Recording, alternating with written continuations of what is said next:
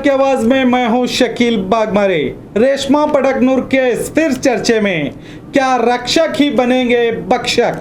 जब पुलिस अधिकारी ही वर्दी के बेस में गुंडे बनने लगे तो इस राज्य का क्या होगा? पुलिस के बेस में रिश्वत के पुजारी। क्यों वर्दी का किया जाता है गलत इस्तेमाल? क्यों किया जाता है वर्दी को बदनाम? क्यों डरती है जनता पुलिस से? रेशमा पडकनूर के कत्ल के इल्जाम में सोलापुर के कारपोरेटर तौफीक शेख और उसके एक साथी को गिरफ्तार कर लिया गया और इन्हें जेल की सलाखों के पीछे भी भेज दिया गया है। इतने दिनों के बाद इस केस में ट्विस्ट इसलिए आ गया क्योंकि बस्सन भागेवाड़ी के डीवाईएसपी महेश गौड़ा पाटिल ने रेशमा मर्डर केस की इन्वेस्टिगेशन के दौरान तौफीक शेख के रिश्तेदारों से 5 लाख की मांग की और अगर पैसे नहीं देने पर इनका भी नाम मर्डर केस में डालने की इन्हें धमकी देकर उनसे डीलिंग करते हुए 1,50,000 रुपए में डीलिंग तय हुई।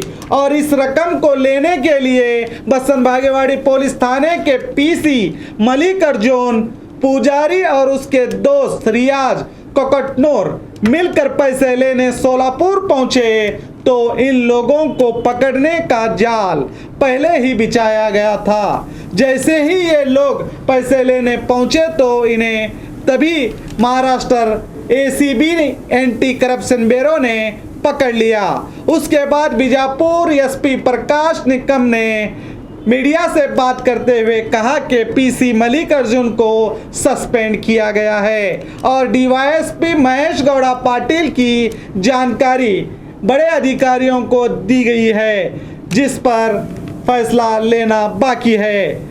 इसके बाद रेशमा के पति आगे आते हुए डीसी को मेमोरेंडम देते हुए मीडिया से बात करते हुए कहा कि इस केस को सीबीआई के हवाले करने के लिए इन्होंने डीसी से मांग की।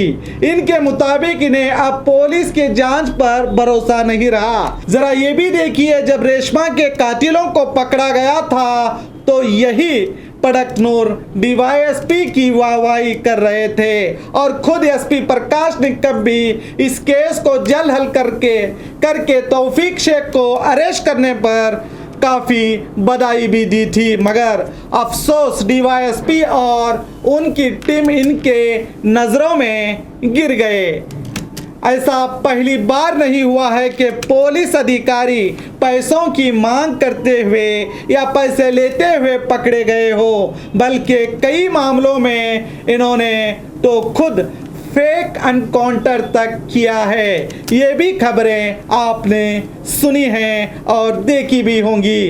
अब सोचने वाली बात यह है कि जो पुलिस जुल्म को रोकने वाली होती है, जनता की सुरक्षा के लिए होती है, मासूमों को गुंडों के होने वाले जुल्म से बचाने के लिए होती है, इंसाफ दिलाने के लिए होती है, जब यही पुलिस गुंडागर्दी करने लगे, हफ्ता वसूली करने लगती है तो उस कारण से आज जनता को गुंडों से इतना डर नहीं लगता जितना पुलिस से इन्हें लगता है। आज हाल ये हो चुका है कि किसी भी मामले की जांच के लिए आरोपी के दोस्तों को, रिश्तेदारों को उठा लिया जाता है और जब पता चलता है कि ये बेगुनाह है, इसमें इनका कोई हाथ नहीं, उसके बावजूद उसे छोड़ने के लिए पैसों की मांग की जाती है। ना देने पर धमकी दी जाती है कि इसे भी आरोपी बनाकर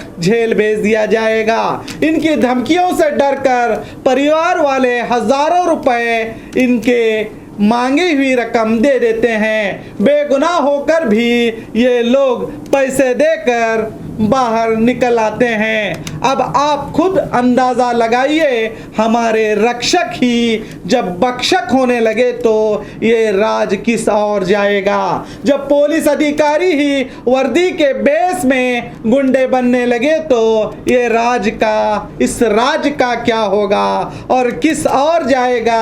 क्या ऐसे अधिकारियों पर लगाम लगेगी या फिर से कुछ दिनों के सस्पेंड के बाद इन्हें फिर से इनके जिस्म पर पुलिस की वर्दी डालकर इन्हें गुंडागर्दी के लिए छोड़ दिया जाएगा। जो जनता अपने परेशानियां, अपने ऊपर होने वाले अत्याचार, जुल्म की फरियाद लेकर पुलिस के पास जिसे जाना होता है, बड़े अफसोस के साथ कहना पड़ता है कि वो पुलिस के पास नहीं बल्कि गुंडों के पास जाकर अपना फैसला करने पर मजबूर हैं। पुलिस के जो काबिल और ईमानदार अधिकारियों को और इस राज्य के ईमानदार नेताओं को इस ओर ध्यान देने की ज़रूरत है।